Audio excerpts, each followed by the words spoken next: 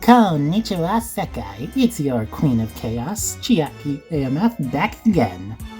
Now what are we doing today? Something a little different. Now, a while ago on my Reddit and Tumblr, I gave my pitch for a hypothetical Yokai Watch game completely out of my own head. Today, we are focusing on one small aspect of that I feel can be expanded in video format, since it doesn't require that much planning and I can pretty much just ramble on about my ideas. So basically today, instead of actually giving the process on the art in the video, the speed draws will just be playing while I ramble on about the idea I have. Now, what is that idea, you ask? Combining two aspects of Yokai Watch that honestly feel like they were made to go together. Zombie Night and Blasters mode into Yokai Watch Blasters Z. I did give a brief little synopsis of what this idea was.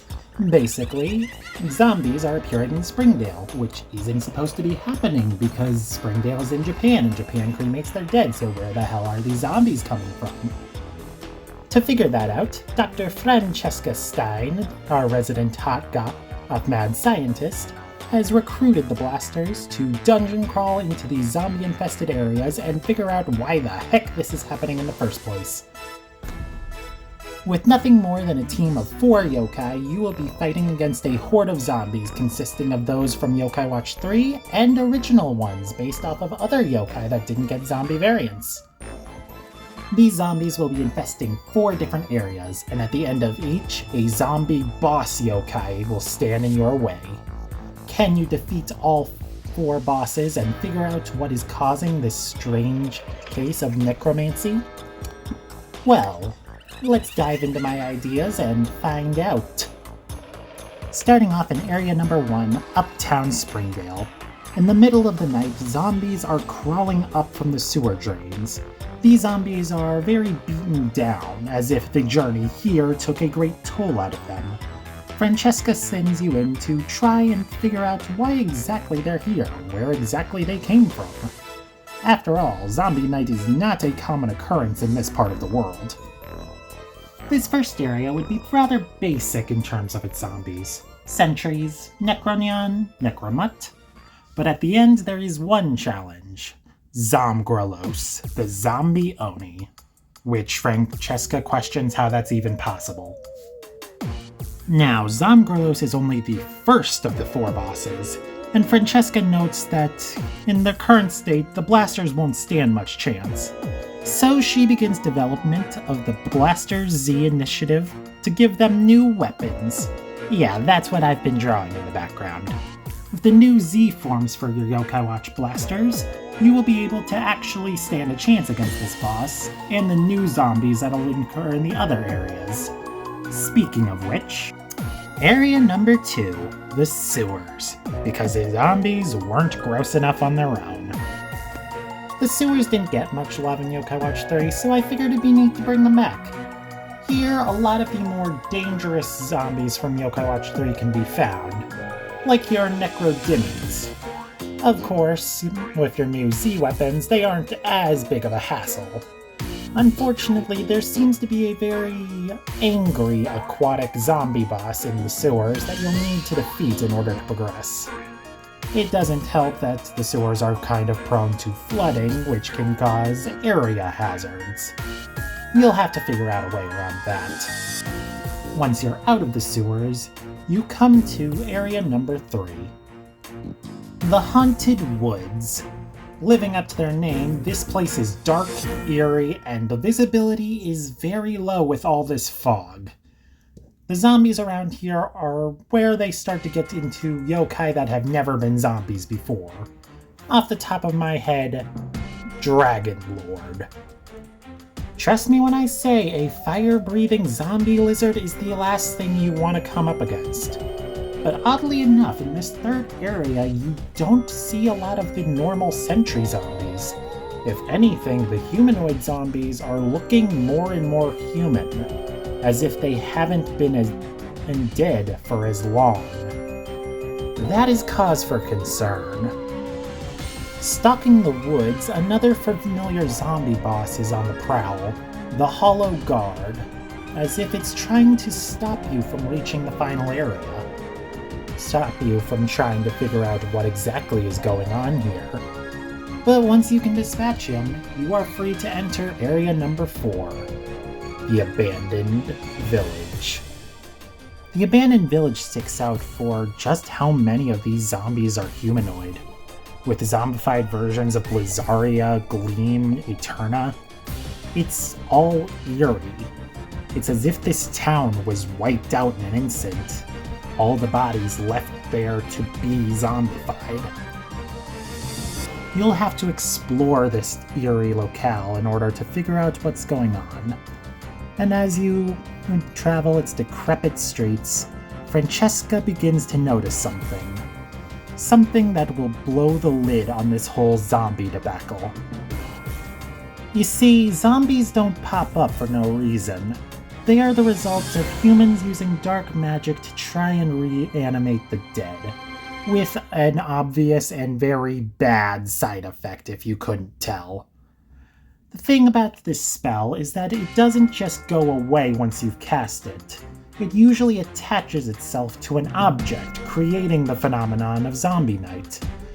In St. Peanutsburg, the object it attached to was the bell in the town hall, hence why ringing it could end Zombie Night. So obviously, priority number 1 is to find this object and try to destroy it. And Francesca has a theory. Ever since the sewers, she's been picking up strange radio static. Static that seems to be commanding the zombies somehow. Almost as if there is someone broadcasting commands. Someone trying to control the zombies.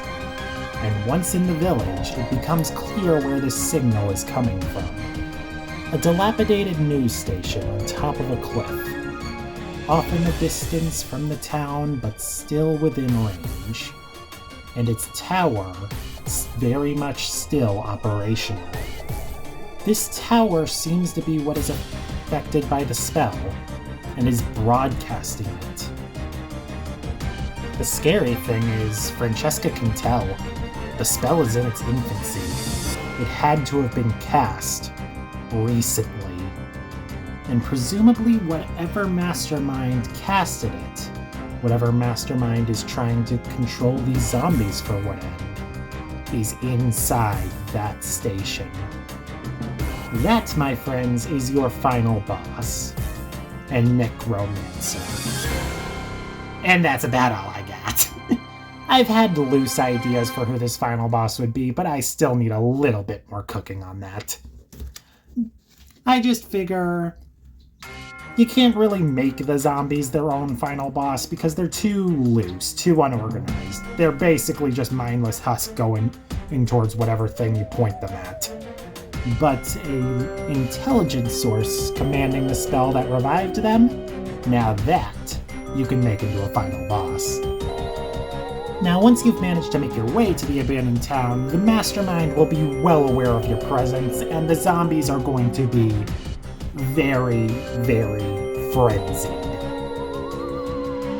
Every single type of zombie you fought prior, including the bosses, will be standing in your way to try and stop you from reaching the mastermind. And that's about all I got. I can imagine there'd be some rewards like special Crankakai coins that you could get from this, as well as access to the Z Yokai. But this concept is still in its infancy. Not like I'm planning to code a fan game anytime soon, at least. But hey, Spooky Month is just around the corner. If you guys like this concept, I could definitely put some more effort into developing it. And I don't mean that as some lazy YouTuber cop-out. I genuinely mean it.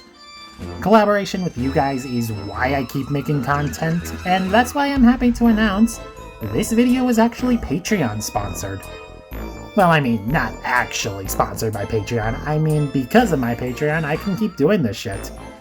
Special thanks to my vampire tier patrons, Tadaka, who's a personal friend of mine, at least over Discord, and Prosecutor Zekrom, as well as Kishika Terrant, Fenris Tsukigami, Gravity Gachatuber, Dizzy Parfume, and 77 Ember 100. Thank you, all of you guys, for contributing to my Patreon. It's been a turbulent time for me financially, and you guys giving me any amount of money is really going to help keep me going. Thank you. And if you liked any of the art that was in the background of this little concept video, I take commissions. All the details for both that and my Patreon can be found in the description below.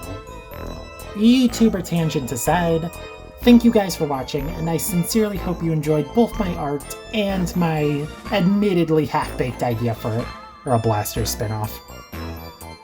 Please let me know in the comments what you think I can do to help improve this concept and bring it to its full potential.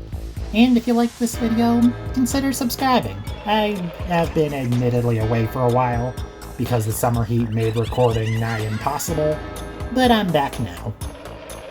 Thank you guys for listening to my unscripted ramble. I will probably see you all again in October, after all it is spooky month, but until then, have a dark and stormy night.